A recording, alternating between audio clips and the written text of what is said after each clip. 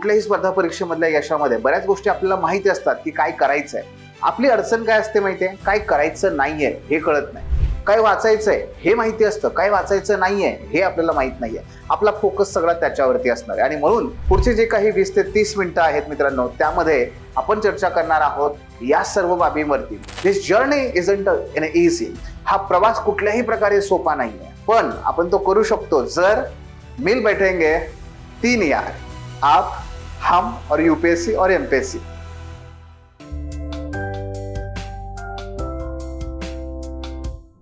नमस्कार विद्यार्थी मित्रांनो, सर्वप्रथम आपल्या सर्वांचं हार्दिक स्वागत. आणि आपण आजच्या सेशन मध्ये आगामी 2026 मध्ये ज्यांना यूपीएससी मधून किंवा एमपीएससी मधून अधिकारी व्हायचंय अशा विद्यार्थ्यांसाठीचं हे सेशन आहे. पण हे लक्षात घ्या, पहिल्यांदाच क्लिअर करतो, ते म्हणजे या सेशन मध्ये मी केवळ तुम्हाला ज्ञान, बाबा का ज्ञान त्या ठिकाणी देणार नाहीये. हे सेशन इतरांपेक्षा वेगळं का असणार आहे, कारण आपण या सेशन मध्ये अशा काही बाबींबद्दल बोलणार आहोत की ज्या तुम्हाला प्रॅक्टिकली वापरता येतील. दुसरी मुद्दा तो म्हणजे आपण कुठेही तुम्ही हे करा नाही, याच्यापेक्षा जास्त भर या चुका टाळा याच्यावरती आहे. आणि मित्रांनो, काय माहितीये, या यशामध्ये कुठल्याही स्पर्धा परीक्षेमधल्या यशामध्ये बऱ्याच गोष्टी आपल्याला माहिती असतात की काय करायचंय.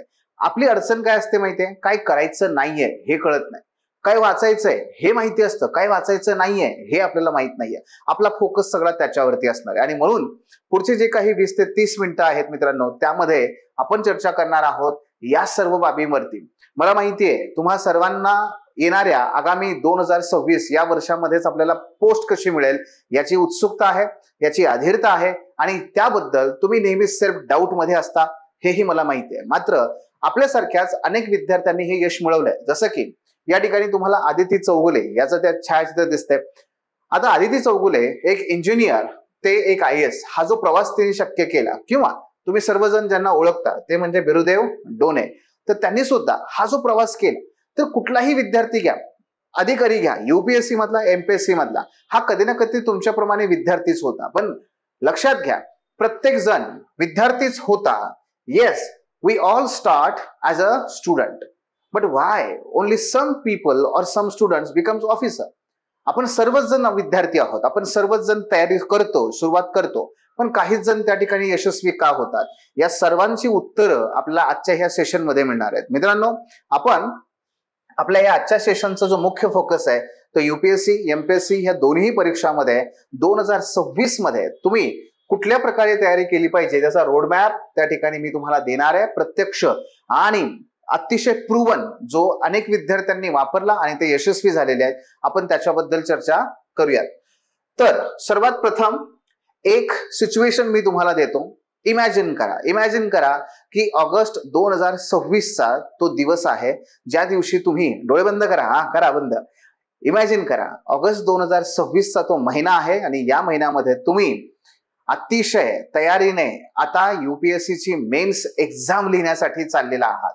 अतिशय कॉन्फिडंट आहात आणि अतिशय छान पद्धतीने तुम्ही आता एंट्री करताय. पेपर तुमच्या समोर आलाय आणि तुम्ही उत्तर पत्रिकेवरती आता भरा लिहायला लागलेला आहात. काय, कसं वाटतंय? लक्षात घ्या, ही वेळ फार दूर नाहीये मित्रांनो. डोळे उघडा. येस, ही वेळ फार दूर नाहीये. यामध्ये केवळ आणि केवळ फक्त 14 महिन्यांचा अवकाश आहे. किती? 13 ते 14 महिन्यांचा अवकाश आहे मित्रांनो. हा फार काही वेळ लांब नाहीये. आणि म्हणून मित्रांनो, स्वप्नातून आता आपल्याला थोडंसं बाहेर यायचंय. ते स्वप्नच आहे, ते प्रत्यक्षात आणायचंय, पण त्यातून बाहेर पडून ते उतरण्यासाठी जाग होऊन आता काम करायचं. मग ते कसं काम करायचंय याच्याबद्दलच आपण पुढे चर्चा करणार आहोत. लक्षात घ्या की इथे होतं काय, या सगळ्या परीक्षेमध्ये किंवा सगळ्या संपूर्ण प्रक्रियेमध्ये इथे एक बाब सगळ्यात महत्वाची असणार आहे, तो म्हणजे तुमचा स्वतःवरचा विश्वास. आणि हा विश्वास तुमचा स्वतःवर असला पाहिजे. तुम्ही ज्या मेंटॉर्सकडे, ज्या शिक्षकांकडे हे मार्गदर्शन घेता, तुम्ही त्यांच्यावरती निवडताना काळजी घ्या. पण एकदा निवडलात ना, मग तुम्ही त्यांच्यावरती विश्वास ठेवा आणि अतिशय विश्वासाने, आत्मविश्वासाने हा प्रवास करा. यश तुमचंच आहे, हे लक्षात घ्या. तेव्हा पाहूयात की आपण या आपल्या ह्या सेशनमध्ये नक्की ग्राउंड रियालिटी काय आहे, विद्यार्थी ते अधिकारी बनण्याच्या प्रवासामध्ये वेळ आपल्याला किती उपलब्ध आहे, तिसरं 2026 मध्ये यशस्वी होणं हे खरं शक्य आहे का, आणि चौथं त्यासाठी कोणकोणत्या प्रकारे आपण चुका टाळल्या पाहिजेत, बस एवढ्या 4 गोष्टी पण अतिशय महत्वाच्या त्या ठिकाणी आपण पाहणार आहोत. सर्वात पहिल्यांदा आपण एक बेसिक सुरुवात करूयात. जे तुम्हाला माहिती आहे खरं तर आपल्याला एमपीएससी असो अथवा युपीएससी असो, आता आपले संपूर्ण परीक्षा हे 3 टप्प्यात आहे. पूर्व परीक्षा ज्याच्यामध्ये तुम्हाला 2 पेपर आहेत, जीएस आणि सीसॅट. मुख्य परीक्षा ज्याच्यामध्ये तुम्हाला जीएस चे 4 पेपर आहेत, ऑप्शनल आहे, एसए आहे, आणि इंटरव्ह्यू असणारे तुमचा पर्सनॅलिटी टेस्ट त्या ठिकाणी असणार आहे. या तिन्ही टप्प्यामध्ये आपल्याला यशस्वी व्हायचंय तर आपलं स्वप्न पूर्ण होणार आहे, हे लक्षात घ्या. मग आपण जर थोडासा वेळेचा विचार केला तर वेळेचा असा बघा, इथे 4 फेजेस तुम्हाला येत आहेत. पहिली फेज आहे ती म्हणजे जून 25 ते डिसेंबर 25, म्हणजे आताच्या जून पासून पुढे डिसेंबर 25 पर्यंत तुमच्याकडे वेळ आहे. हे किती महिने आहेत? हे 7 महिने आहेत, 210 दिवस आहेत तुमच्याकडे. 7 महिने आहेत, 210 दिवस आहेत. आणि इथे तुमचा संपूर्ण बेसिक ते ऍडव्हान्स हा संपूर्ण अभ्यास झाला पाहिजे बरं का. बेसिक ते ऍडव्हान्स ज्याच्यामध्ये तुमचं जीएस, ऑप्शनल आणि एसए हे सुद्धा कव्हर झालं पाहिजे. हे पहिल्या जून ते डिसेंबरच्या 7 महिन्यामध्ये. फेज 2 मग तुमची सुरू होते जानेवारी 2026 ते मे 2026 मध्ये. ही तुमची प्रिलिमची फेज असणार आहे, जिथे तुम्हाला 5 महिने मिळतील, 150 दिवस असतील हे. आणि त्याचबरोबर इथे तुम्हाला फक्त प्रिलिम्स फोकस जायचंय. इथे अभ्यास नाही करायचा आहे, केलेल्या अभ्यासाची तुम्हाला रिव्हिजन करायची आहे, उजळणी करायची आहे, प्रॅक्टिस करायची आहे. हा तुमचा दुसरा टप्पा आहे. तिसरा टप्पा तो म्हणजे जून 26 ते ऑगस्ट 26 पर्यंत. हा प्रिलिम नंतरचा टप्पा आहे की जिथे तुम्ही आता पुढे मेन्सला पोहोचणार आहात. इथे 3 महिने असतील तुमच्याकडे, 80 दिवसांचा हा कालावधी तुमच्या हातात आहे. आणि इथे आपल्याला काय करायचंय? मेन्स फोकस जायचंय, संपूर्णपणे मेन्स. इथे सुद्धा तुम्हाला अभ्यास नाही करायचा आहे, तुम्हाला रिव्हिजन करायची आहे, प्रॅक्टिस करायची आहे, इव्हॅल्युएट करायचंय आणि पुढे जायचंय. मित्रांनो एक लक्षात घ्या, प्रिलिमच्या अगोदरचे 5 महिने, मेन्सच्या अगोदरचे 3 महिने हे तुमचे नाही आहेत, म्हणजे तुमच्या अभ्यासासाठीचे नाही आहेत ते. तिथे तुम्हाला जर 100% यश मिळवायचं असेल तर त्या काळामध्ये फक्त आणि फक्त revision, practice, test, feedback, improvement एवढंच काम राहिलं पाहिजे. या पद्धतीने तुम्ही गेलात ना 100% आपल्याला यश मिळतंय. राहिला फक्त चौथा टप्पा, तो म्हणजे तुमच्या इंटरव्ह्यूचा आहे. मेन्स झाल्यानंतर तुम्हाला पुरेसा वेळ मिळतो, त्याच्यामध्ये तुम्ही इंटरव्ह्यूची तयारी करू शकता. लेअर 2 ची लेअर पहिला आपल्याला इथेच पूर्ण करायचा आहे, पण तो कसा पुढे आपण बघूयात. यालाच थोडस मी आणखी वेगळ्या पद्धतीने मांडतो. बघा, पहिला टप्पा आहे फेज 1, तो म्हणजे जून 2025 ते डिसेंबर 2025. इथे काय करायचंय? तुम्हाला मुख्य परीक्षेचा संपूर्ण अभ्यास करायचा आहे या ठिकाणी.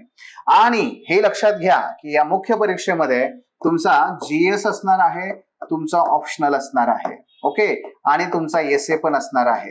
हे तिन्ही इथं कव्हर करायचंय या पहिल्या टप्प्यामध्ये. दुसरा टप्पा जानेवारी 2026 ते मे 2026 असणार आहे. इथे तुम्हाला पूर्णपणे प्रिलिम्सवर फोकस करायचंय. आणि इथे तुमचा तिसरा टप्पा असणार आहे जून 2026 ते ऑगस्ट 2026. इथे तुम्हाला मुख्य परीक्षा, परत काय, पूर्व परीक्षेनंतरची मुख्य परीक्षा जी ऍक्च्युअल एक्झाम आहे 3 महिन्याची, त्या काळात तुम्हाला इथे आहे. मग इथे हे जे 2 टप्पे आहेत ना, हे का लिहिले मुद्दाम मी? हे तुमचे फक्त रिव्हिजनचे आहेत बरं का. इथे तुम्हाला फक्त रिव्हिजन करायचंय या काळामध्ये. इथं अभ्यास नाहीये, अभ्यास फक्त इथे आहे, अभ्यास फक्त इथे आहे. हे लक्षात घ्या. मला सांगा बरं की उजळणी कधी सुरू होते, अभ्यासानंतर की अभ्यासाच्या अगोदर? बरोबर ना, अभ्यासाच्या नंतर. ते आपल्याला करायचंय आणि आपल्याला ते यश मिळवायचं असेल तर या स्थितीला पोहोचावं लागेल. आणि म्हणून मित्रांनो, तुमच्या हातात अतिशय महत्वाचा जो वेळ आहे तो फक्त हा आहे, जून ते डिसेंबर. याच फक्त 7 महिन्यामध्ये हे सगळं कव्हर कसं करायचं, त्यात काय काय करायचं आहे आपल्याला तेही पाहायचंय. पण लक्षात घ्या, दिस जर्नी इजंट इझी. हा प्रवास कुठल्याही प्रकारे सोपा नाहीये, पण आपण तो करू शकतो जर मिल बैठेंगे 3 यार, आप, हम और यूपीएससी और एमपीएससी. हे लक्षात घ्या. आपण जर हे ठरवलं, तिघे आपण बसू आणि त्या पद्धतीने आपण हा प्रवास सुरू करूया आणि तो शेवटाकडे पण नेऊयात. लक्षात घ्या, तुमची स्टोरी सुरू होते आता इथे. आपण पहिल्या टप्प्याची चर्चा करूयात. पहिला टप्पा जून पासून ते डिसेंबर एंड पर्यंतचा 7 महिन्यांचा वेळ आहे. 210 दिवस आपल्याकडे आहेत आणि आपल्याला याच्यामध्ये बेसिक टू ऍडव्हान्स सगळा मुख्य परीक्षेचा अभ्यासक्रम पूर्ण करायचा आहे. पण नक्की काय काय करायचंय ते सुद्धा आपण इथे आता पाहूयात. बघा, याच्यामध्ये सगळ्यात पहिला आहे केवायई. केवायसी ऐकलं असेल, सर तुमचं स्पेलिंग चुकलंय का? नाही नाही, ते केवायसी नाहीये, ते केवायईच आहे. केवायई म्हणजे काय? केवायसीचा अर्थ काय होतो? Know your customer. इथे मात्र काय आहे? Know your exam. अहो, ज्या परीक्षेसाठी चाललोय त्या परीक्षेची आपल्याला ओळख नको? ज्या रणांगणावर जायचं आहे त्या रणांगणाची ओळख नको? छत्रपती शिवाजी महाराजांची जी रणनीती असायची ती डोंगरामधली रणनीती अतिशय वेगळी, गनिमी काव्याची. आणि जर महाराज कुठे बाहेर गावी किंवा इतर अशा सपाट प्रदेशामध्ये जाणार असतील युद्धासाठी तर तिथली रणनीती वेगळी असायची.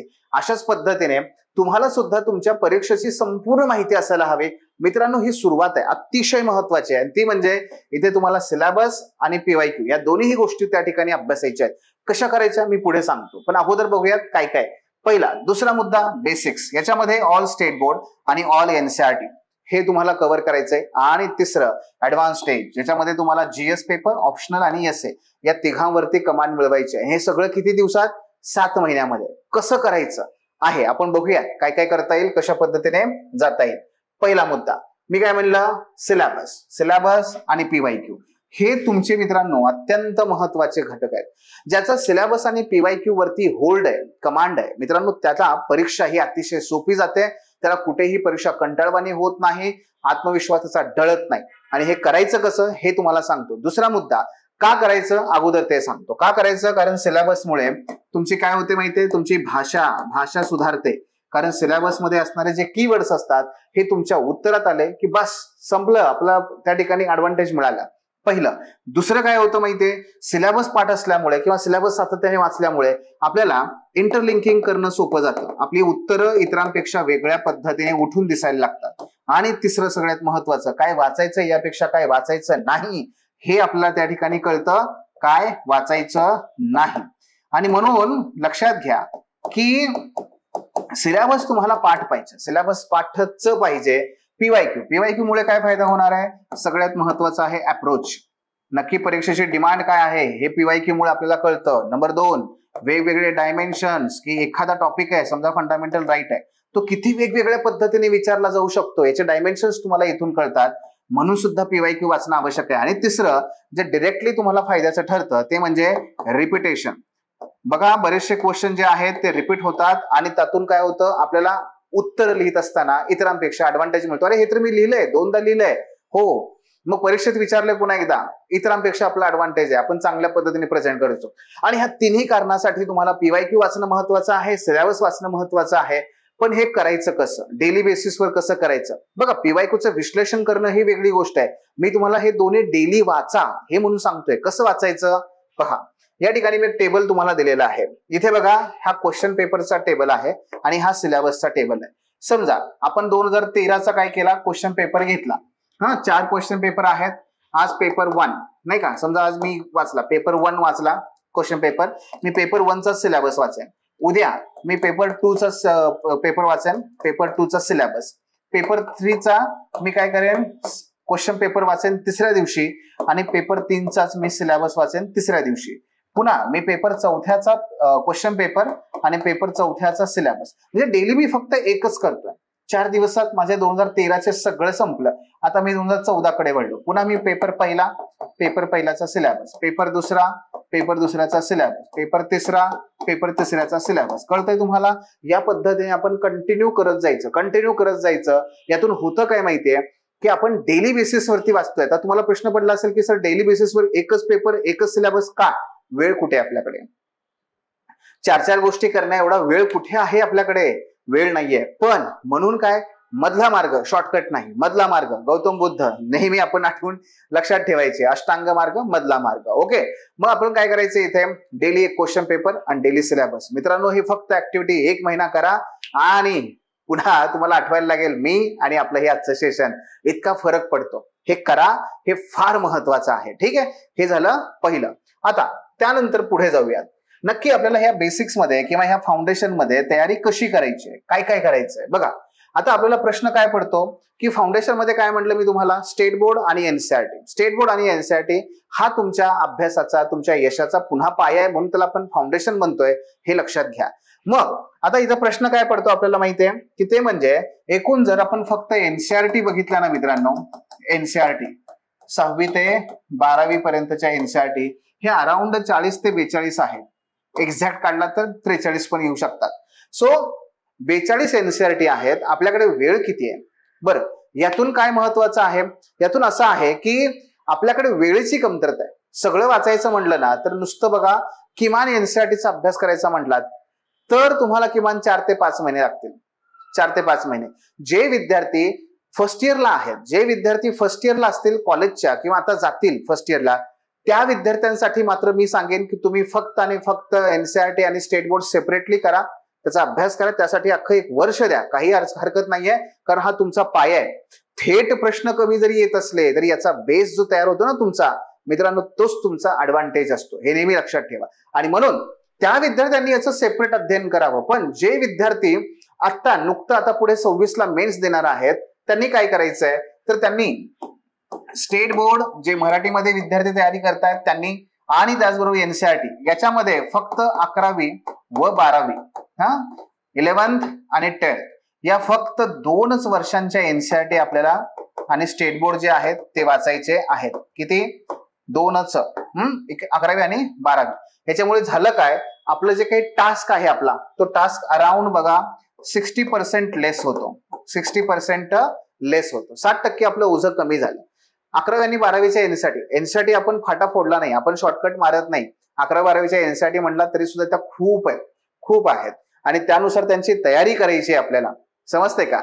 मग हे करायचंय, कसं करायचंय तेच मी तुम्हाला सांगतोय. नंबर 2, आता आपल्याला प्रश्न काय काय पडलेले असतात एनसीईआरटी आणि स्टेट बोर्ड मध्ये. पहिला, कोणत्या इयत्तेपासून पुस्तकांची सुरुवात करू? मी आता सांगितलं फक्त 11वी आणि 12वी किमान करा, पहिलं. दुसरं, सुरुवातीला फक्त हीच पुस्तकं वाचायची आहेत का? आता नाही. आता आपल्याला काय करायचंय, एनसीईआरटीचं पुस्तक आणि मेन सिलेबस दोन्ही इंटिग्रेट करायचंय. दोन्ही इंटिग्रेट करून वाचायचंय. कसं मी पुढे सांगतो. लगेच नोट्स काढायच्या का? हो. आणि तिसरं, वेळेचं नियोजन कसं करायचं, आपण त्याबद्दल ही चर्चा करूयात. पहा, जर आपण बघितलं, आता आपला फोकस कशावर ठेवा माहितीये का? पुस्तकावर नाही. 2 प्रकारे मेथड असतात, 2 प्रकारच्या मेथड असतात अभ्यासाच्या. एक पुस्तकं संपवणं आणि दुसरं सिलेबस संपवणं. मी तुम्हाला जे सांगतोय ते सिलेबस आहे. सिलेबसवर फोकस करा आणि सिलेबस संपवा, बरं का? म्हणजे फॉर एक्झाम्पल, जर समजा तुम्ही 1857चा उठाव आहे आणि ह्याच्याबद्दल तुम्ही अभ्यास करताय, तर काय करायचं, हा टॉपिक जर समजा 11वीच्या एनसीईआरटी मध्ये आहे, बरं का, आणि तिथे कुठवा आहे, कितवा आहे, 5वा आहे. तोच टॉपिक समजा 12वीच्या स्टेट बोर्ड मध्ये आहे, मी फक्त एक्झाम्पल देतो तुम्हाला, आणि त्याच्यामध्ये समजा तो 6वा नंबरचा चॅप्टर आहे. त्यानंतर तुम्ही याच्यासाठी समजा स्पेक्ट्रम वाचलाय किंवा स्पेक्ट्रम, ठीक आहे, किंवा तुम्ही मराठीमध्ये समजा ग्रोवर वाचलाय, ठीक आहे, आणि त्याच्यामध्ये समजा हा चॅप्टर क्रमांक 4 आहे आणि तुम्हाला तुमच्या काही क्लास नोट्स उपलब्ध आहेत. मित्रांनो, काय करायचं, 1857चा उठाव याच्याबद्दल ह्या 4ही टॉपिक्स मधून आपण वाचन करायचं. मल्टिपल बुक्स मधून सेम टॉपिक रेफर केला की आपला अभ्यास सर्वांग सुंदर बनतो. याच्यामध्ये आपण एनसीईआरटी वगळल्या का? नाही. स्टेट बोर्ड वगळले का? नाही. मेन बुक्स वगळले का आपण? रेफरन्स बुक्स नाही. आपण यात क्लास नोट्स ते पण वाचलंय. आपण फक्त एकावर नाही फोकस केला, सगळ्यावर फोकस केला आणि तो टॉपिक सोडवला. याच्यामुळे होतं काय की आपला सिलेबस संपतोय. आयोगाने आपला सिलेबस दिलाय, पुस्तकं नाही दिली, आणि पुस्तकांचं वाचन करून उगे भारंभार त्या ठिकाणी, सर मी काय 7 वेळेस हे लक्ष्मीकांत वाचलं, उपयोग नाहीये. मी 7 वेळेस सर सिलेबस पालता घातलाय, उपयोग आहे. ते होईल, ते जमेल, हे लक्षात घ्या. या पद्धतीने गेला तर डेफिनेटली तुमचं काय होईल, एनसीईआरटी म्हणजे basic NCERT state board plus तुमचं रेफरन्स बुक, हे सगळ्यांना इंटिग्रेट करून तुम्हाला एवढ्या कमी वेळेमध्ये खूप चांगल्या पद्धतीने अभ्यास करता येऊ शकतो. आत्मविश्वासाने तुम्ही परीक्षेला जाऊ शकता. ठीक आहे, पुढे बघा.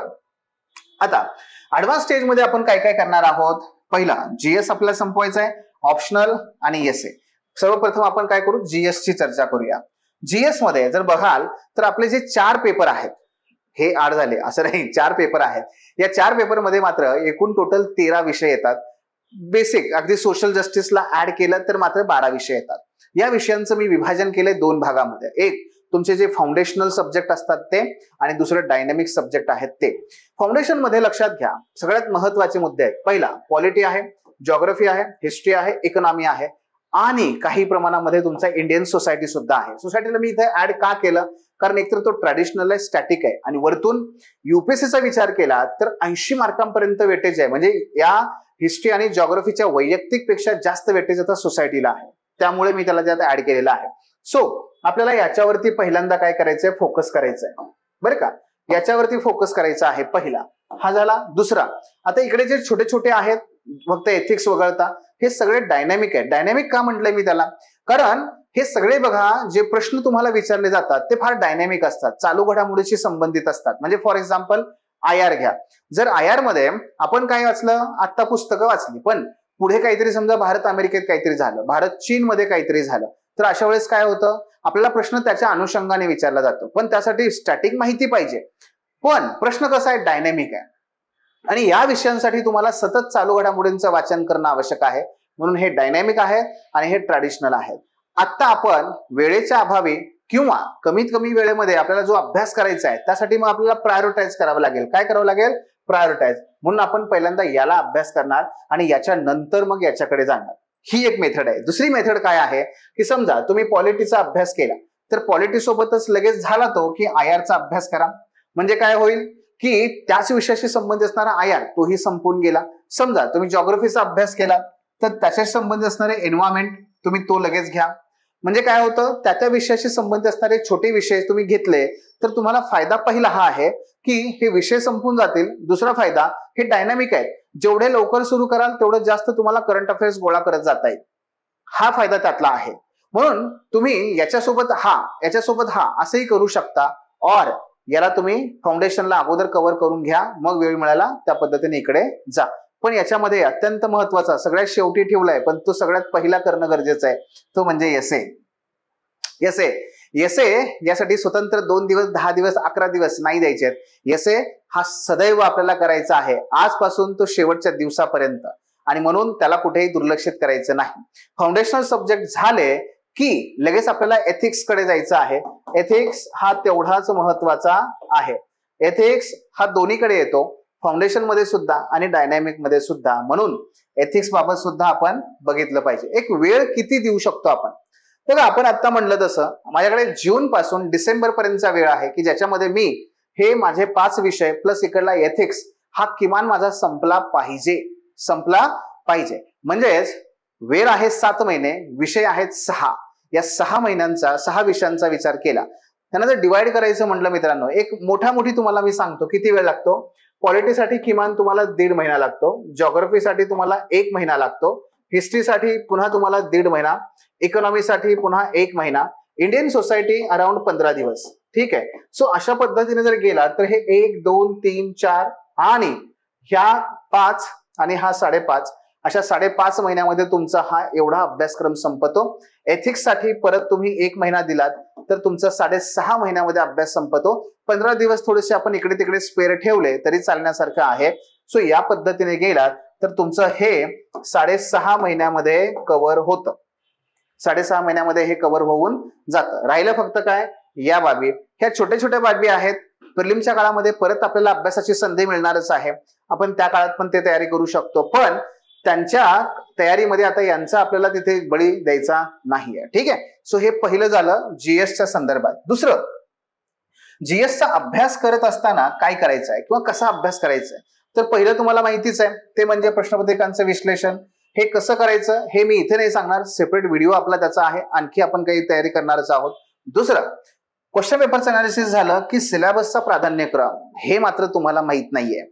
लक्षात घ्या, सगळा अभ्यास संपवायचा नाहीये, म्हणजे सगळं पुस्तक संपवायचं नाही, हे तर मी पहिलं सांगितलं, पुस्तकावर भर द्यायचा नाहीये.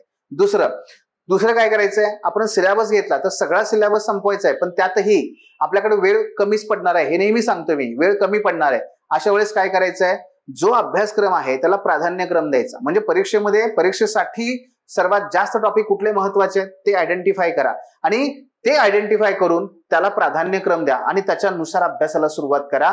अभ्यास संपला, वेळ संपला तरी काहीतरी शिल्लक राहणारच आहे. काय राहील, जे कमी महत्वाचं आहे ते.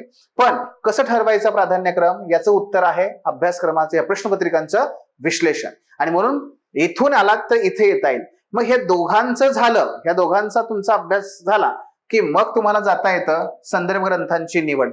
10 लोक 10 वेगवेगळ्या प्रकारचे पुस्तकं सांगतील, नक्की कुठलं घ्यायचं हे तुम्हाला कधी कळेल, जेव्हा तुमचं क्वेश्चन पेपर आणि सिलेबसचे प्रायोरिटायझेशन हे योग्य झालेलं असेल तेव्हा ते कळेल.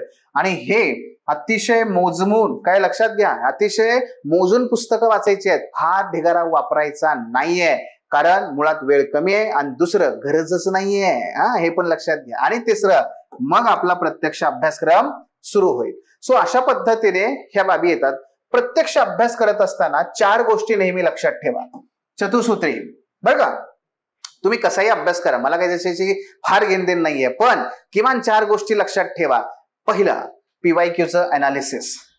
जे आपण केलं प्रत्येक टॉपिक, समजा मगाशी आपण उदाहरण घेतलं त्या पद्धतीने, जर मी 1857चा उठाव त्या ठिकाणी वाचतोय, तर मी अगोदर काय करेन, पीवायक्यूचं अंडरस्टँडिंग, आतापर्यंत 1857च्या उठावावर कशा प्रकारे प्रश्न आलेले आहेत, किती डायमेन्शन त्यांनी कव्हर केलेले आहेत, कशा प्रकारे त्यांच्या प्रश्नांची डिमांड आहे, हे मी पहिल्यांदा पीवायक्यू मधून समजून घेईन. हे झालं की दुसरं ते म्हणजे काय, संकल्पनात्मक स्पष्टता. नक्की 1857चा उठाव आहे, बंड आहे, सैनिकांचा उठाव आहे, लोकांचा उठाव आहे, उद्रेक आहे, पहिलं स्वातंत्र्य समर आहे, काय आहे, काय म्हणतायत हे सगळेजण, काय याचा अर्थ होतो, राष्ट्र राज्य संकल्पना त्यावेळेस नव्हत्या असं बरेच जण म्हणतात.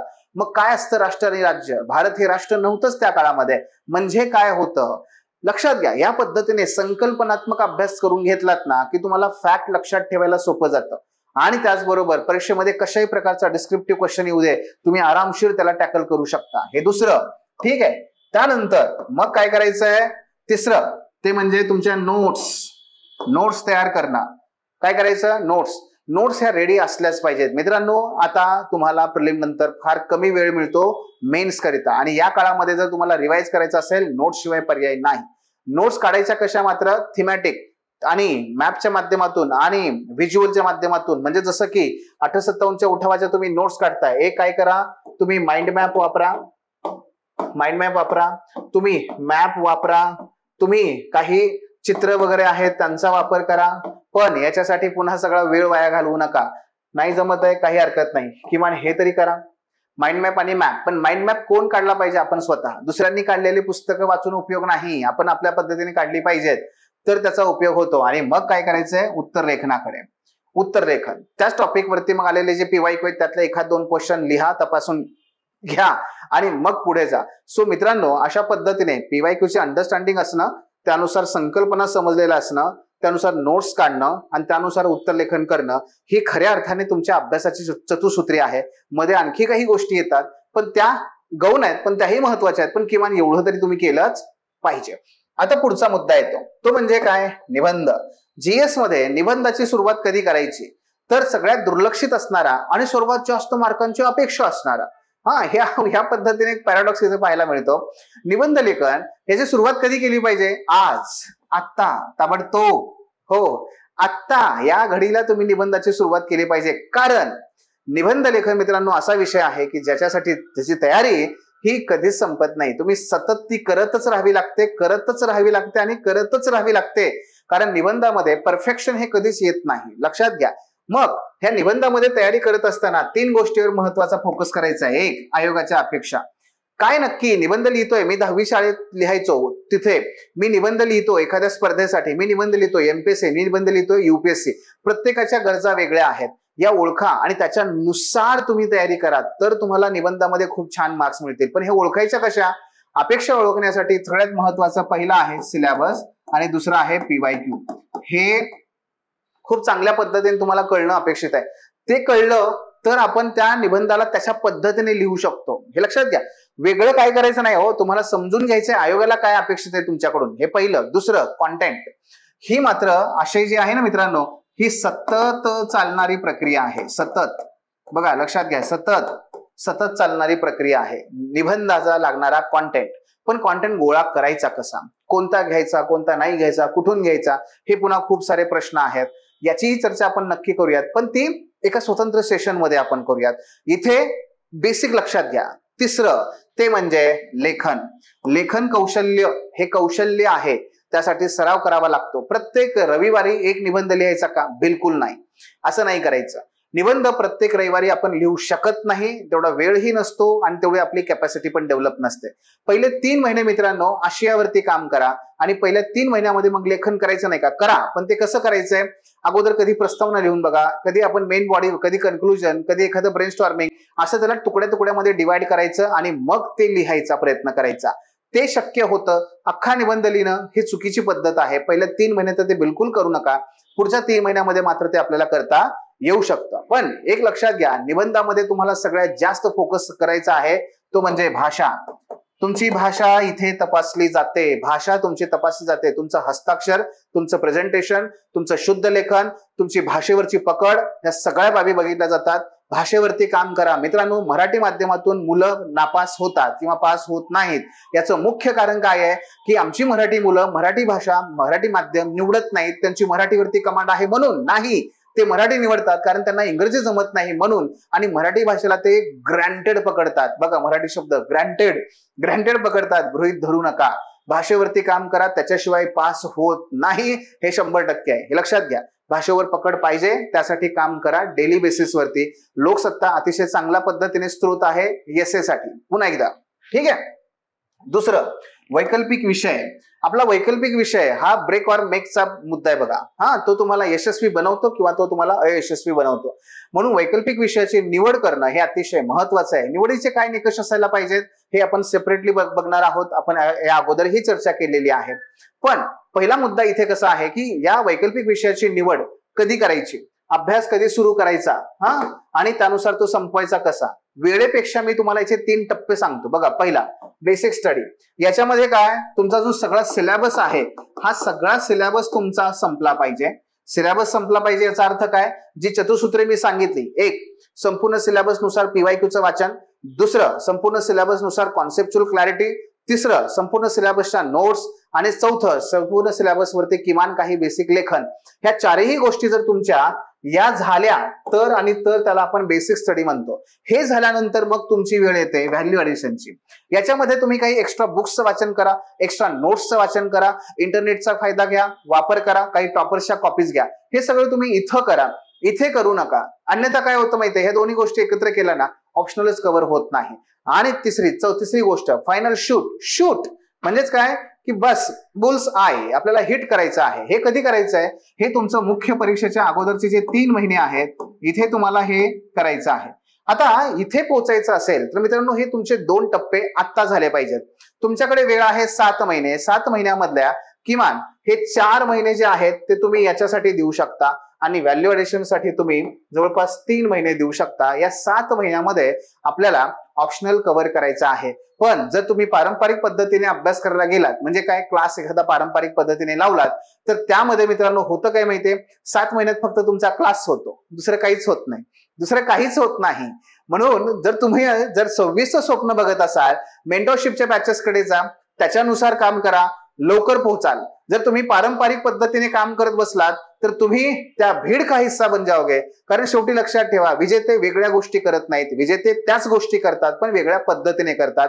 आता ती वेळ आलेली आहे, थोडंसं त्या मेंटरशिप बॅच कडे पण लक्ष द्या. त्यातून वेग तुम्हाला प्राप्त करता येईल, कमी वेळेमध्ये जास्तीत जास्त अभ्यास करता येऊ शकतो. तर हेही करता येऊ शकतं. वेळेचं मी तुम्हाला अगदी सुटसुटीत सांगितलेलं आहे. त्यानंतर उत्तर लेखनाचा सराव. जर ह्या सगळ्या परीक्षेमध्ये यशस्वी होण्यासाठी एका बाजूला जसं पीवायक्यू आणि सिलेबस महत्वाचे आहे, तसं दुसऱ्या बाजूला उत्तर लेखन महत्वाचं आहे. मुख्य परीक्षा ही डिस्क्रिप्टिव्ह आहे आणि त्यामुळे लिहिणं जसं फायटर मधला अनिल कपूर म्हणतात, प्रॅक्टिस या पद्धतीने आहे. हे आपल्याला लिहावं लागेल, डे 1 पासून लिहावं लागेल. लिहिण्याचा कंटाळा करून जमणार नाही. लिहायला कंटाळा येतोय मित्रांनो, सुरुवात करा, कंटाळा निघून जाईल. पण उत्तर लेखन हे फार महत्वाचं आहे, आणि म्हणूनच आपल्या ह्या संपूर्ण यशाचा खरा मूल मंत्र आहे तो उत्तर लेखन. मग इथे 2 प्रकारे आपण उत्तर लेखन करू शकतो, डेली बेसिस वरती आणि त्यानंतर प्रत्येक आठवड्याला. डेली बेसिस वरती प्रत्येक टॉपिक नंतर क्वेश्चन घ्यायचे, लिहायचे, आन्सर लिहायचं, चेक करून घ्यायचं. आणि दुसऱ्या बाजूला प्रत्येक आठवड्याला आपण 6 दिवसांचा अभ्यास केलाय, त्याच्यावरती एखादी स्मॉल क्लास टेस्ट असते, त्या क्लास टेस्ट घ्यायच्या, त्या लिहायच्या आणि त्यानुसार ते सबमिशन करून इव्हॅल्युएट करून घ्यायचं. हे करून आपण जर राहिलो ना, हे केलं आपण, मध्येच मी विदर्भाकडे गेलो, करून राहिलो, असो जर आपण हे केलं तर डेफिनेटली आपल्याला याच्यामध्ये काय होईल, उत्तर लेखनामध्ये कुठेही अडचण येणार नाही. मित्रांनो, या 7 महिन्यामध्ये तुम्ही जेवढं लिहाल, जेवढं तुम्ही लेखनावरती काम कराल, त्यामुळे तुमची भाषा सुधारेल, त्यामुळे तुमची कौशल्य विकसित होतील, आणि मुख्य परीक्षेसाठी तुम्ही जे पिळवटून असतं ना तसं ते त्या पद्धतीने तयार व्हाल. तुम्हाला कुठल्याही प्रकारे तिथे अडचण येणार नाही. पूर्ण परीक्षेसाठी तुम्हाला हा कॉन्फिडन्स फार उपयोगाला येईल. आणि म्हणून उत्तर लेखन फार महत्वाचं आहे. आणि म्हणूनच answer writing is your sword, sharpen it daily. मित्रांनो, हे तुमचे शस्त्र आहे. ही शस्त्र नुसती ठेवू नका, गंज चढतो, गंज चढला तर उपयोग नाहीये. म्हणून लिहिल्याशिवाय तरणोपाय नाहीये. मग येतो महत्वाचा मुद्दा, वर्तमानपत्रांचं वाचन कधी आणि कशा प्रकारे, कधी करू वाचन, कसं करू. बघा प्रश्न कसे आहेत, करंट अफेअर्स मध्ये न्यूजपेपर पहिलं तर वाचू का, दुसरं का वाचू, कसं वाचू, कधी वाचू, किती वाचू आणि कोणत्या वेळेस वाचू किंवा कुठल्या वेळेस सुरुवात करू. मित्रांनो, पहिलं वर्तमानपत्र का वाचायचं, कारण एकूण तुमच्या जर प्रिलिमचा विचार केला तर प्री मध्ये किमान 15% वेटेज करंट अफेअर्सला आहे किमान, आणि मेन्सला सुद्धा किमान त्याचं वेटेज जे आहे ते 15% आहे. म्हणजे एकूण परीक्षेमध्ये 30% वेटेज हे करंट अफेअर्सचं आहे. त्यामुळे तुम्हाला पर्याय नाहीये, तुम्हाला वाचायचं तर आहेच आहे. फक्त आता पुढचा मुद्दा तो म्हणजे कसा वाचायचा. तर बघा प्रिलिम साठी तुम्ही फॅक्च्युअल जा, फॅक्ट बेस जा आणि मेन साठी मात्र तुम्ही इश्यू बेस जा. ठीक आहे, इश्यूज. फॉर एक्झाम्पल आपण एक उदाहरण घेऊया, ऑपरेशन सिंदूर आहे. ऑपरेशन सिंदूर जो आहे याचं भू राजकीय महत्व काय आहे, ऑपरेशन सिंदूरची उद्दिष्ट कोणती होती, ऑपरेशन सिंदूरमुळे दक्षिण आशियामधल्या जे काही जिओपॉलिटिकल सिनॅरिओ आहे, भू राजनीतिक जी परिदृश्य आहे ते कसं बदललंय, ह्या सगळ्या बाबी ज्या आपण बघतोय ना, हे काय आहे ते आपलं मेन्स आहे. पण ऑपरेशन सिंदूर याच्यामध्ये जी काही शस्त्र सामुग्री वापरण्यात आली ती कुठली होती, त्यांची वैशिष्ट्ये काय होती, जो S-400 होतं ते कुठून घेतलं होतं, ते नक्की काम कसं करतं, त्याच्यामध्ये कुठल्या प्रकारची टेक्नॉलॉजी आहे, आपण कुठली विमानं वापरली, विमानांचे प्रकार कोणते आहेत, मग मिराज, त्यानंतर आपले जे F-16 आहेत हे कुठली विमानं आहेत, त्यांच्या प्रजाती कोणत्या असतात, कशा पद्धतीने, बॉर्डर जी आहे भारत पाकिस्तानची ती किती किलोमीटरची आहे, ती भूसीमा किती आहे, काही सागरी सीमा पण आहे का आपल्या दोघांदरम्यान, ती किती किलोमीटरची आहे, हे सगळं जे आहे ते कुठं आलं, ते प्रिलिम्स मध्ये आलं. लक्षात येते तुम्हाला. सो हा त्यातला फरक आहे. त्यानंतर कधीपासून वाचायचा. मित्रांनो, याचं साधं सोपं उत्तर आहे ते म्हणजे जेव्हा तुमचं एक बेसिक अंडरस्टँडिंग येते ना, हिस्ट्री, जिओग्राफी, पॉलिटी, इकॉनॉमी या 2, 3, 4 विषयांची बेसिक अंडरस्टँडिंग आली मगच ते वाचा, अन्यथा वाचू नका. काय होतं, मुलांना वर्तमानपत्र वाचताना वेळ का लागतो, कारण त्यांना बेसिक्स माहित नसतं. म्हणून जोपर्यंत बेसिक होत नाही तोपर्यंत न्यूजपेपर वाचून काही उपयोग नाहीये, काडी मात्र उपयोग नाहीये. फार तुम्ही एखाद्या फॉलो करू शकता, एखाद्या शिक्षकाला जे तुम्हाला अनालाइज करून देतात, पण तुम्ही स्वतः वेळ वाया घालवू नका. जेव्हा तुमचं बेसिक रिडिंग झालं की त्यानंतर वाचा. अराउंड बघा तुमचं जून, जुलै, ऑगस्टच्या मिडला तुम्ही त्या ठिकाणी वाचायला सुरुवात करू शकता. त्यानंतर किती वेळ द्यायचा, खूप झालं 1 ते दीड तास त्या ठिकाणी आपण काय करू शकतो, याला देऊ शकतो. आणि कोणत्या स्वरूपात वाचायचा. मित्रांनो, न्यूजपेपर हा तुमच्यासाठी खान आहे, सोर्स आहे, तो अतिशय महत्वाचा. न्यूजपेपर मधून तुम्हाला एसे बनवायचा आहे, न्यूजपेपर मधून तुम्हाला ऑप्शनल साठी केस स्टडी घ्यायचे आहेत, न्यूजपेपर मधून तुम्हाला एथिक्स साठी एक्झाम्पल मिळवायचे आहेत आणि न्यूजपेपर मधूनच तुम्हाला तुमची भाषा सुधारवायची आहे. न्यूजपेपर हा अतिशय महत्वाचा आहे. काय घ्यायचंय हे कळलं पाहिजे. म्हणून म्हणतात ना, न्यूजपेपर हा अतिशय सुंदर आहे, फक्त काय घ्यायचं हे कळलं पाहिजे. जीवन हा शब्दाचं मी इथे रिप्लेस केलं, असो काही हरकत नाही. आणखी एक मुद्दा, न्यूजपेपर कुठला वाचू, मराठी विद्यार्थ्यांसाठी लोकसत्ता आणि जे इंग्लिश मधून तयारी करतात त्या विद्यार्थ्यांसाठी द हिंदू, नाही जमला एक्सप्रेस, एवढं तरी तुम्ही करू शकता. आता पुढे जाऊया, चला फेज 2 कडे जाऊया. जानेवारी 2026 ते मे 2026 हा आहे तुमच्या प्रिलिमचा कालखंड. आता मित्रांनो, या 7 महिन्यामध्ये तुम्ही तुमचं बेसिक फाउंडेशन कव्हर केलेलं आहे, ज्याच्यामध्ये history, geography, polity, economy, Indian society हे सगळं कव्हर केलंय, न्यूजपेपर कव्हर केलेला आहे. त्यामुळे झालं काय, प्रिलिम मध्ये तुम्हाला हेच सगळे विषय आहेत. जानेवारी पासून तुम्ही पुढे फक्त रिव्हिजन तुम्ही तुमची त्या ठिकाणी सुरू करणार आहात.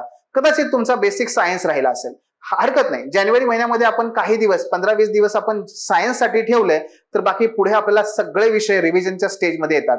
मित्रांनो, या काळामध्ये तुम्हाला प्रिलिम्स मध्ये जर यशस्वी व्हायचं असेल, 5 महिने आहेत, 150 दिवस आहेत आणि या काळामध्ये फक्त तुमची असली पाहिजे रिव्हिजन, MCQ प्रॅक्टिस आणि सीसॅट याच्यावरती काम करायचंय. काय करायचंय. क्रमांक 1, किमान 3 वेळेस उजळणी करायची.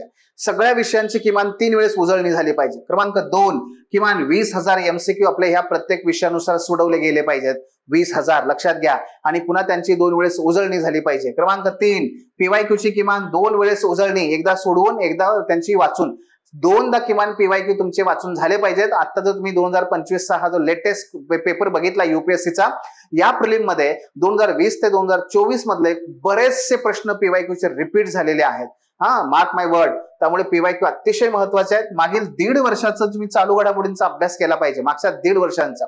आता तुम्ही चालू केला अभ्यास, तर तुमच्याकडे 1 वर्षाचा अभ्यास तुम्ही असंही करणारच आहात. मग आणखी 6 महिने मागचे जे आहेत ते आपल्याला कव्हर करायचे असतात. एखादं इयरबुक किंवा एखादं PT 365 सारखं पुस्तक घेऊन आपण त्यातून ते कव्हर करू शकतो. पण आपल्याला ते करायचंय, करावं लागेल आणि त्याचं पुन्हा 2दा 3दा उजळणी झाली पाहिजे. आणि त्याचबरोबर टेस्ट सिरीज, एखादी एक टेस्ट सिरीज चांगली लावायची आहे जिथे तुम्ही प्रत्यक्ष जाता, बसता, अभ्यास, त्या ठिकाणी अभ्यास करून तुम्ही टेस्ट देता, त्या एन्व्हायरमेंटमध्ये तुम्ही ते तुमचं मेंटल टेम्परामेंट चेक करता. ह्या सगळ्या गोष्टी करायच्या असतात, ह्या टेस्ट सिरीज मधून होतात. लक्षात घ्या, या पद्धतीने तुम्ही जाऊ शकता. तर तुमची प्रिलिम तुमच्या हातात आहे. ओके, त्याविषयी आणखी डीप मध्ये जाऊन विचार करायचा आहे, आपल्याला बोलायचंय, पण सेपरेट सेशन मध्ये. आता आपण प्रिलिम नंतरचा जो तिसरा टप्पा आहे तो म्हणजे मुख्य परीक्षेच्या अगोदरचा टप्पा, त्याच्याकडे जाऊयात. इथे तुम्हाला 3 महिने आहेत, 80 दिवस आहेत. 80 का हो, 90 दिवस असतात? नाही, परीक्षा लवकर असतात. 20-22 तारखेला आपल्या परीक्षा आहेत. प्रिलिम नंतर लगेच आपण अभ्यासाला लागत नाही, म्हणून 80 दिवस मी पकडलेले आहेत. इथे तुम्हाला काय करायचंय? रिव्हिजन, रायटिंग, टेस्ट सिरीज, एवढ्यातच तुम्हाला सगळं काही काम करायचं आहे. मग इथे मेन्स मध्ये तुम्ही काय करणार? पुन्हा एकदा सिंपल आहे, रिव्हिजन रिव्हिजन रिव्हिजन. 80 दिवस उजळणी आणि उत्तर लेखन, बस. इथे काहीच नाहीये. अहो, काही करू शकत नाही ना तुम्ही. 80 दिवस आहे, 2दा रिवाइज झालं पाहिजे, 40 दिवस गेले. एकूण पेपर किती? 4 पेपर प्लस एसे प्लस ऑप्शनल. ऑप्शनलचे 2 पेपर घ्या, 6 पेपर. दिवस किती? 40. किती देणार एका पेपरला तुम्ही? 10 दिवस देणार आहात? मिळू शकत नाहीत. मग किती? 8×45, तेवढे पण येत नाही. 7×5 अहो 7 ते 8 दिवस येतात एका पेपरला उजळणी करायची म्हटलं तरी, आणि एका पेपरमध्ये 3-3 विषय असतात. बरोबर आहे का? मग काय करणार तुम्ही? आहे का अभ्यासाला वेळ? बिलकुल नाहीये. म्हणून तुमचे नोट्स रेडी पाहिजेत.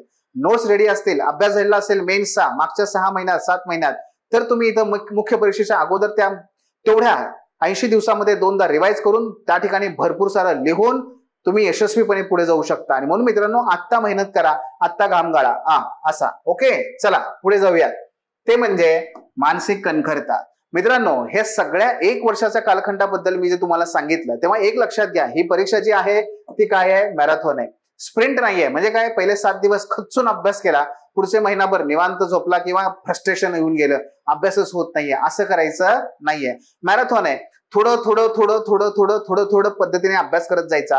रेल्वे जशी असते ना, सुरुवात हळूहळू करा, नंतर वेगात या. एकदा वेग आला ना, मग मात्र थांबू नका, मध्ये कुठलाही अडथळा येऊ देऊ नका. या पद्धतीने काम करा. स्टॅमिना फार महत्वाचा आहे, कारण या परीक्षेमध्ये तुमचा स्टॅमिना फार महत्वाचा आहे. ही परीक्षा तुमच्या मानसिक कणखरतेची पण आहे, हे लक्षात घ्या. त्यामुळे सतत स्वतःला काय पाहिजे? सातत्य टिकवलं पाहिजे. आणि त्यासाठी आपल्याला प्रोत्साहन महत्वाचं आहे. प्रोत्साहन आई वडिलांकडून, प्रोत्साहन आपल्या मित्रांकडून, प्रोत्साहन शिक्षकांकडून. ते आहे ना, ते पाठीवर फक्त थाप ठेवून लढ म्हणा, असा कोणीतरी आपल्या सोबत असला ना, की मग ही सगळी जर्नी एन्जॉयबल होते आणि सहज चालता येण्यासारखी होते. आणि त्यासाठी आपल्याला हवाय मेंटॉर.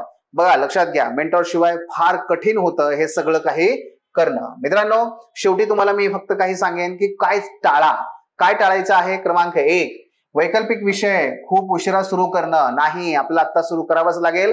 4 महिन्यात अभ्यास बेसिक संपवायचा आहे, 3 महिन्यात व्हॅल्यू एडिशन कव्हर करायचे. एनसीईआरटी कडे दुर्लक्ष नाही करायचंय. उत्तर लेखनाच्या सरावाला उशीर करायचा नाही, दुर्लक्षही करायचं नाहीये. खूप पुस्तकांचं वाचन करू नका. मी सांगितलं तुम्हाला, मल्टिपल रिसोर्सेस काही कामाचे नाहीयेत, काही उपयोगाचे नाहीयेत. युट्यूब आणि टेलिग्राम वरती खूप सारा तिथली जी सामग्री आहे म्हणजे डेटा, याचा अति वापर टाळा. काही 1-2 निवडा, तेवढंच वापर करा, काही हरकत नाहीये. टेस्ट टाळू नका. मला लिहायचं, माझ्याकडे कंटेंट नाही. अरे मित्रा, तुझा कंटेंट कधीच पुरणार नाहीये रे. कंटेंट डेव्हलप होण्याची सतत चालणारी प्रोसेस असते, पण लिहिलं पाहिजे. मग आम्ही मुलांना काय सांगतो? ओपन बुकने लिहा, काही फरक पडत नाही, लिहा. निबंध आणि एथिक्सच्या पेपरकडे दुर्लक्ष बिलकुल करू नका. हाच तुमचा पुन्हा एकदा डू ऑर डायचा क्वेश्चन असतो. वेळेचं खराब नियोजन. खराब म्हणजे काय? ते म्हणजे काय? उगी फार टाईट नियोजन करायचं नाही. आणि दुसरं, इम्प्रॅक्टिकल नियोजन करायचं नाही. जे शक्य आहे स्वतःला ओळखा आणि त्यानुसार नियोजन करायचं आहे. आणि सगळ्यात महत्वाचं, मानसिक आणि शारीरिक आरोग्याकडे दुर्लक्ष करू नका. आपल्या युपीएससी किंवा एमपीएससी तयारी करणाऱ्या अर्ध्यापैकी जास्त पोरांना पाईल्सचा त्रास असतो. प्रचंड पुन्हा मणकेचे जे हे असतात त्याचे आजार असतात. मित्रांनो, याकडे दुर्लक्ष करू नका. मानसिकरित्या कणखर राहा, शारीरिकदृष्ट्या कणखर राहा. यश तुमचंच आहे. तेव्हा तुम्हाला या पद्धतीने, या संदर्भात, हे तर मी सगळं सांगितलं, पण हे काय आहे? हा बर्ड्स आय व्ह्यू आहे. हा बर्ड्स आय व्ह्यू आहे. याच्यामध्ये तुम्हाला जेव्हा सुरू कराल तेव्हा प्रचंड वेगवेगळ्या प्रकारच्या अडचणी येतील. कुठल्याही प्रकारची अडचण आली, आम्ही आहोत, आम्हाला भेटा. दिलेल्या खाली फोन नंबर्सवरती तुम्ही कॉल करा. आपलं ऑफिस आहे पुण्यामध्ये, ऑफलाईन त्या ठिकाणी तुम्ही या, भेटा, बोला, चर्चा करा आणि पुढे जा. मदत मागा. मदत मागायला त्या ठिकाणी कधी लाजायचं नाहीये. आम्ही तयार आहोत तुम्हाला प्रत्येक प्रकारची मदत करण्यासाठी. तेव्हा कुठल्याही प्रकारे निसंकोचपणे भेटा, बोला. ठीक आहे. हे सगळं बनवण्यासाठी प्रचंड मेहनत लागते, बोलण्यासाठीही प्रचंड मेहनत लागते. हा व्हिडिओ नक्की आवडल्यास तुम्हाला लाईक करा, तुमच्या मित्रांना शेअर करा आणि खालती कॉमेंट्स करून वा छान झालं किंवा अरे अजून जरा थोडंसं चांगलं बनवा की काही असू दे कॉमेंट करा. निश्चितपणे त्याचा फायदा होईल. धन्यवाद. तुम्हा सर्वांना आमच्याकडून हार्दिक शुभेच्छा. पुढचा बिरुदेव किंवा पुढची आदिती ही तुमच्या मधूनच असायला पाहिजे, असणारच आहे. याबद्दल आम्हाला कुठलीही शंका नाहीये, तुम्हालाही असायला नाही पाहिजे. धन्यवाद. Thanks for watching. If you found this video valuable, don't forget to like, share and subscribe our channel. The Officer, your personal mentor.